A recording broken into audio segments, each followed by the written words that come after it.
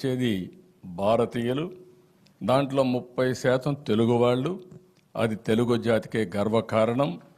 ఇది జరిగిందంటే వాళ్ళు ఇంగ్లీష్లో చదువుకొని వెళ్ళా, మామూలు తెలుగే చదువుకొని తర్వాత సంపాదన కోసం ఇంగ్లీషు నేర్చుకునే పరిస్థితికి వచ్చారు.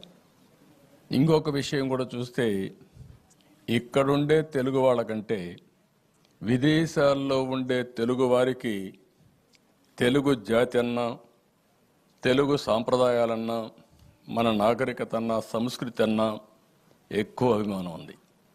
అందుకని ఇక్కడుండేవాళ్ళు కూచిపూడి డ్యాన్స్ గురించి మర్చిపోయారు, కానీ అమెరికాలో ఉండేవాళ్ళు మాత్రం కూచిపూడి మర్చిపోలేదు.